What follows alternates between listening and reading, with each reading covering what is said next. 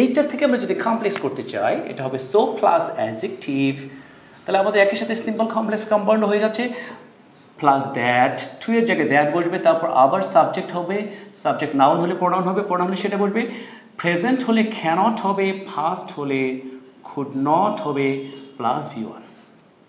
এই সেন্টেন্সটা কি হয়ে যাবে কমপ্লেক্সে ব্যবহৃত হবে। এটা সিম্পল, এটা কমপ্লেক্স। আমরা যদি এটাকে যদি কমপ্লেক্স করতে চাই আমরা লিখতে পারি the man is so weak.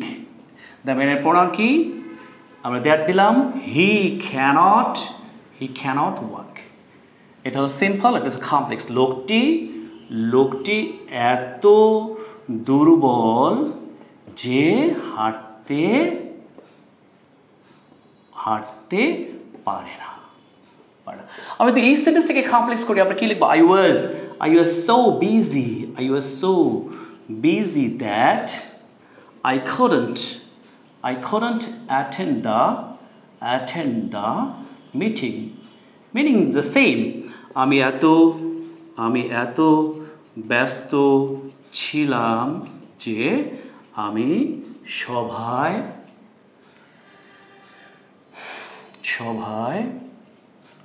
উপস্থিত থাকতে পারিনি। পরীক্ষা আসছে এরকম যে the fog was so thick, কুয়াশাতে এত ঘন ছিল that আমরা লিখলাম যে we couldn't see anything, কুয়াশাতে এত ঘন ছিল যে আমরা কিছুই দেখতে পারিনি। The problem was so hard that we couldn't solve. The story was so long that we couldn't read it. এত গল্পটা এত বড় ছিল যে আমরা এটা পড়তে পারিনি। তাহলে আমরা two plus adjective plus two plus verb ওয়ানটা সিম্পলে বসে, আর টু এর জায়গায় সো বসে, সো এর জায়গায় দ্যাট বসে, তারপরে সাবজেক্ট বসে, প্রেজেন্ট হলে ক্যানট হবে, পাস্ট হলে কুড নট হবে। ওকে, তাহলে এটা হচ্ছে সিম্পল, এটা হচ্ছে কমপ্লেক্স। আমরা যদি এই সেন্টেন্সটাকে কমপ্লেক্স সেন্টেন্সে যদি আমরা এটাকে কম্পাউন্ড করতে চাই ভ্যারি প্লাস অ্যাডজেক্টিভ, তখনই সো এর জায়গায় ভ্যারি বসবে, দ্যাটের জায়গায় অ্যান্ড বসবে, প্লাস সাবজেক্ট প্লাস ক্যানট অথবা কুড নট প্লাস V1। এটা হচ্ছে কম্পাউন্ড। তাহলে আমাদের এখানে সিম্পল কমপ্লেক্স কম্পাউন্ড হয়ে যাচ্ছে। তাহলে আমরা যদি এই প্রথম সেন্টেন্সটাকে কম্পাউন্ড করতে চাই the man is very weak, compound শব্দ তো কম আসে, and he cannot walk। আমরা এটার অর্থ কি, লোকটি খুব দুর্বল এবং তিনি হাঁটতে পারেন না।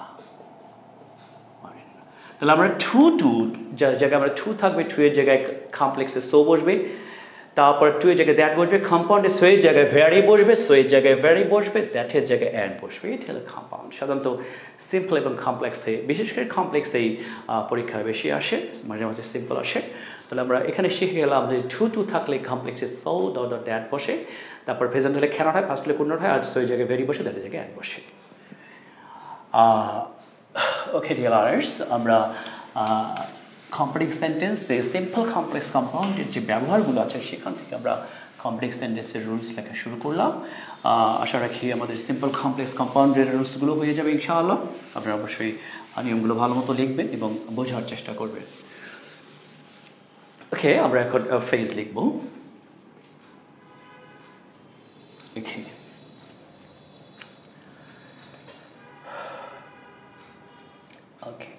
to once